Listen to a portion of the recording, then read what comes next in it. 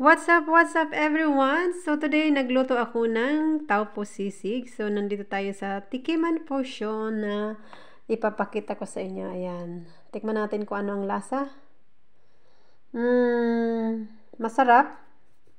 Of course, kasi luto ko. So it's really good guys. Really good to be honest. And ayan, first time kong gumawa ng taupo guys, taupo sisig. So kaya naisip kong mag-vlog sa aking i-share natin sa ating sa ating pagba-vlog for today ni Sus Vlog Channel. So ayan. Upo muna tayo guys at mainit dito sa aking kitchen kasi nakabukas ang mga ilaw at the same time talagang mainit. So habang nagluluto ako guys, ayan, din tayo, sharing ng ating mga drinks and kumakain ako ng pomelo guys kasi yesterday nagbili ako ng pomelo. So ayan, may natira pa akong half of it, so kainin ko ngayon sa aking habang nagluluto ako at talagang masyadong mainit sa aking kusina guys. Actually binuksan ko na yung exhaust fan pero mainit pa rin. Pinagpawisan ako, grabe.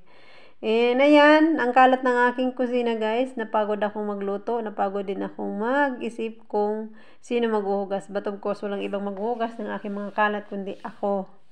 So ayan, kakain muna ako guys ng almond habang nagluluto or nag-ano ako. So while I'm drinking, kumakain talaga ako ng almond. Is one of my favorite kumain ng almond kasi kaysa naman kakain tayo ng mga unhealthy. So nag-divert ako sa mga nuts.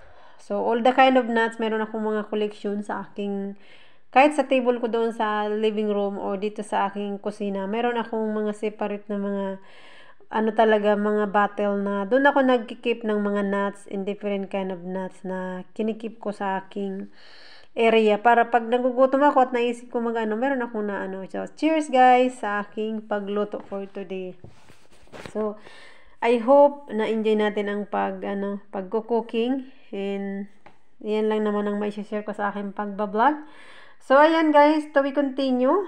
Mamaya step by step papapakita ko sa inyo ang aking mga step. So ayan na guys, as you can see, mayroon tayong isang big tofu na gagamitin ko sa aking pagko-cooking for today. So ayan, bago ko makalimutan, I share also na tig ko na siya guys, tig soak ko na siya sa kitchen tissue para ma-absorb niya yung water na natitira dyan sa ating taupo. Para naman pag tig fry natin is wala siyang tila-tilansik guys. So kaya kailangan mo siyang kung ikakat ko na siya before ko so mahirapan ako. Kaya ang ginawa ko, tig ko na siya sa kitchen tissue. So it's very clear, wala na siyang water kasi medyo tig ko din siya sa both sides, sa bottom and on the top of the tofu. So, to continue, ayan, magkakat tayo ng ating mga ingredient. Papakita ko rin sa iyo step by step kung paano tayo mag-prepare ng ating tofu sisig for today. So, actually, this tofu guys, mag-add ako ng, a little bit meat on it. Mag-add ako ng, may nabili akong, big turkey na breast.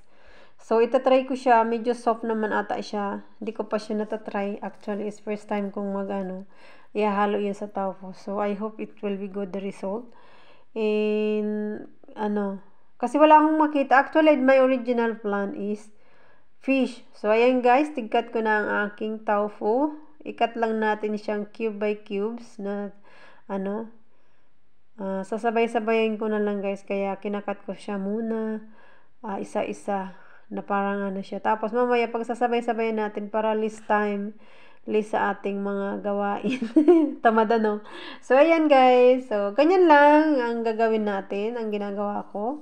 Ikakat ko siya ng ganyan and maya natin, pagpatong-patongin natin kumbaga to be shorten time ang ating pagkakat. So ganyan ko lang siya, siniseparate ko siya isa-isa.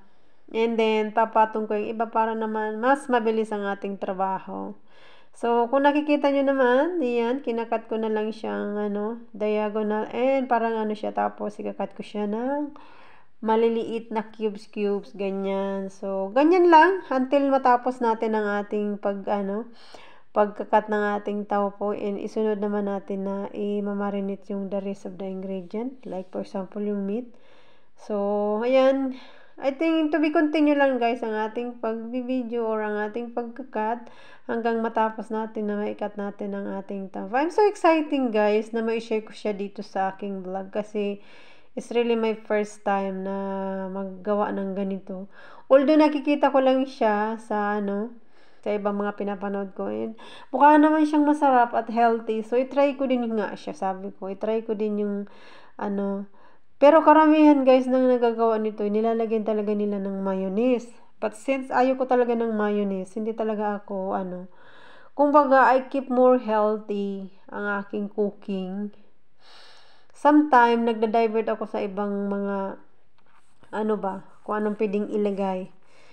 So, ayan, tapos na tayo sa ating pagkat ng taupo. So, meron akong separate din na 3 pieces na red onion guys, na isasama natin sa ating kasi yan kasama din yan sa mga ingredient na gagamitin natin. Ang red onion and a little bit ginger. It's very little part ng ginger. Parang magkaroon lang kasi ng lasa nga. Although wala yan sa original recipe, but as I said early, always, meron akong, sa aking mga cooking, meron akong ina-add na mga ingredient in my own way. So, I don't really, I just share in my own knowledge about my cooking, about the way I cook. So, yun ang sinishare ko dito sa aking pagbablog. I do usually in my own way. So, ayan, naglalagay ako ng, garlic, and maglalagay din ako ng onion, kasi pangpalasa, and at the same time, panglabas ng aroma ba. So, ayan, ipapakita ko rin sa inyo na we will cut the onion, and so on, and everything. So, ayan guys, mainit na ang ating kawali. Ang ginamit ko guys, hindi oil. At the same, instead, I use butter. So, tingnan natin. So, ipapry lang natin siya ng both side. Ay, ayan. Sinabay-sabay ko na para sana hindi siya madurog. So, ayan. Diba? Ipapry muna natin ang taupo na mag-golden brown siya, both side. Pero since ganyan nga siya, dapat pala, pinaray ko muna yung big sizes, tapos saka ko na lang ikigkat, para mas mabilis. But anyway, nandyan na tayo. So, another experience sa pag-cooking ni Sus. So, ayan na guys. Sana maging okay naman siya. Maging golden brown siya. So, after natin i-fry ang ating taupo, isi-sit aside muna natin and ipa-fry naman natin yung meat na ihalo natin. Sa aking pagbibideo guys, kung nakikita nyo naman, di ba na golden brown na siya, both sides. So, ayan, malapit na ang ating taupo. Isi-sit aside natin siya and ipa-fry ko naman ang aking meat. Kaunti pa para mag-golden brown talaga siya. Konting-konti na lang kasi yung iba hindi pa eh. Oh, it look good kasi hindi naman na nag-broken ang ating Ayan.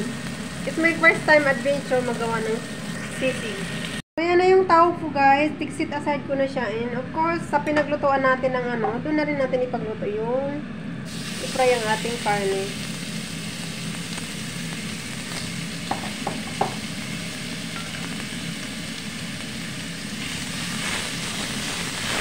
Hindi na ako maglalagay ng oil guys. So, yan na natin siya i-slightly fry. I-brown din natin katulad ng So, let's wait guys ng ating meat na ma-cook naman talaga siya. So, yan hindi na ako naglagay ng oil dyan. So, naglabas na yung water niya. Antayan na lang natin na maluto talaga siya. Ma-well done, kumbaga. So, kaunti pa. Mga 10 minutes pa guys. Kasi madali lang maluto ang kimchi. Malambot lang talaga siya. Ayan nakikita nyo naman nabibiyak nga siya ng aking So, yun to si very soft siyang meat. Kaya ito yung hinalo ko sa aking taupo. Paano naman may kaunti tayong protein na makukuha. Yung ibang lalaki ng hiwa. Kaya tigpaputol ko to.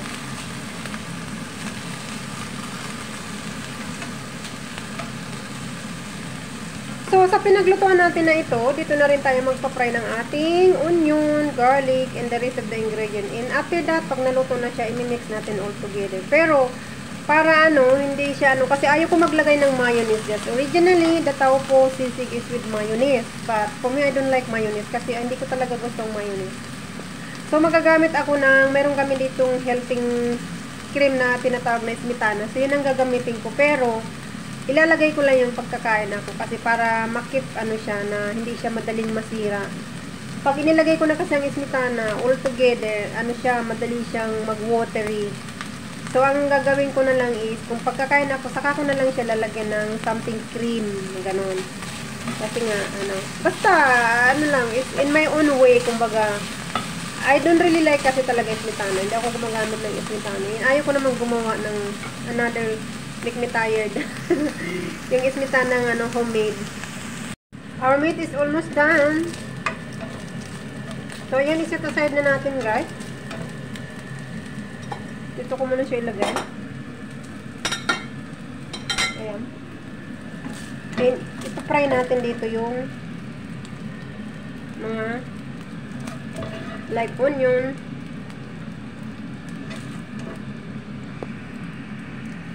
Let's put the onion guys first. Ang dami kong onion. I like it.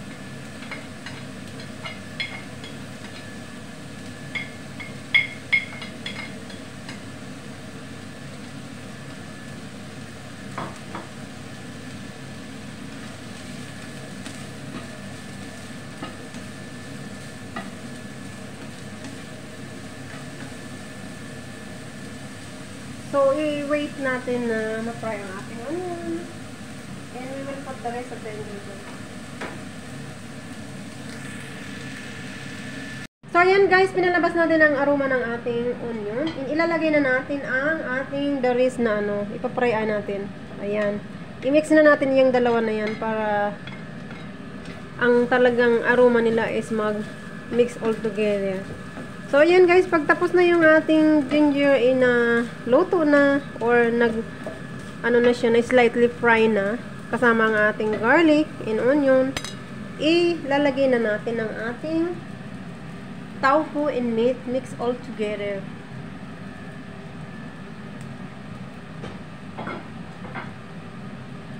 Tingnan nyo naman. Walang oil yan guys kasi I want to keep it a little bit more healthy. So, kumbaga, hindi ko nilagyan ng oil talaga. So, kung ano yung ginamit ko dun sa taupong pinang-fry, at pinang-fry ko dun sa meat, yun na rin ang ginamit ko sa ating onion, sa ating a little bit ginger, a little bit garlic. So, ano lang natin, i-wait natin mga 5 minutes pa. So, ayan guys, na-mix all na natin ang ating meat, ang ating tofu, and ang ating and ilagay natin ang ating pang-decoration. Ang ating yellow bell pepper. Ano lang yan, is only optional guys, if you like. But me, I like it. Kasi meron akong nakita sa aking fridge, and almost ano na siya. So, it's better I put na lang para mayroon tayong more healthy veggie together with our tofu. So, ayan na siya guys, ang ating tofu sisig for today. Guys, nag-squeeze tayo ng lemon and lalagyan natin ng soy sauce. Yun na lang magiging sauce niya guys, ng ating pampalasa, kumbaga. Tigmix ko siya sa ating it's my idea actually, kasi ayaw ko nga maglagay ng mayonnaise. So, ilagay na natin yung ating greens na mga pang-decoration natin sa ating tofu sisig. And get ready guys. Diba? So, ayan. Pangpalasa, pangpabango. Sinabay ko na guys kasi parehas lang naman ang suma total. So, ayan. And after that, i-mix lang natin.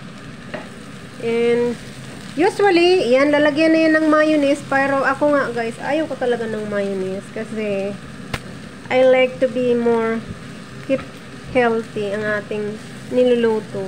Hindi ako mahilig sa mayonnaise ever since. I like only cheese. Tapos, ilagay na natin ang ating in-squeeze na lemon. Tapos, nilagyan ko siya ng soy sauce. So, yan na lang ang magiging pangpalasa niya dyan, guys. And, pag nagkain ako, mamaya, after ko cooking, pupunta ako ng market, bibili ako yung cream. Kasi, yung cream, ilalagay ko na lang siya pagkakainin ko. So, hindi ko talaga siya totally imimix dyan sa ating niluto para hindi naman siya mag-watery. So, ayan na ang ating tapos sisig, guys, is ready to eat. O, diba? Kita nyo naman. Hindi ko lang siya nilagyan ng chili, guys, kasi hindi naman ako mahilig sa maangin. At the same time, papatikim ko ngayon sa aking amo. So, isi-share ko din sa aking boss bukas. Pagpasok ko, magdadala ako ng half portion sa aking boss. So, hindi talaga sila kumakain ng spicy. So, hindi ko na lang siya lalagyan para naman ma-enjoy nila yung ating special recipe for the Filipino food. So, this is it. Ang ating final touch na sisig. So, nilagyan ko na lang siya, guys, ng nag-squeeze ako ng lemon and tigmix ko siya sa soy sauce para magkaroon naman siya ng kaunting sauce. Kaya tingnan nyo naman, medyo siya, hindi siya dry. So, but at the same time, yun nga, sabi ko, pagkakainin ko siya, maglalagay ako ng something cream na ilalagay ko siya sa imimix ko, yun na lang. Kasi ayaw ko siyang imix siya at the same time ngayon kasi mag-watery siya. So, ayoko. So, ayan ang ating taupo sisig ni Sus. Is well done. Thank you so much everyone for sa palaging pagsusupport sa aking mga vlog, sa aking mga cooking, mga simple cooking na I make it sure is healthy talaga. So, naggamit tayo ng butter for today. Hindi ako gumamit ng oil kasi yun ang gusto kong gamitin. More flavoring na kung mag-ano. So, once again, thank you everyone. And I hope you enjoy watching my vlog for today. I love you all from Sus Vlog. Thank you everyone and God bless. Thank you for watching. Please do comment, like, share, and subscribe. Thank you everyone. Love you all from Sus. But anyway, tikman natin kung ano talaga ang lasa. Hindi ko pa natitikman siya, guys. So, kukuha tayo ng maliit na spoon. Tikman natin. Para maano.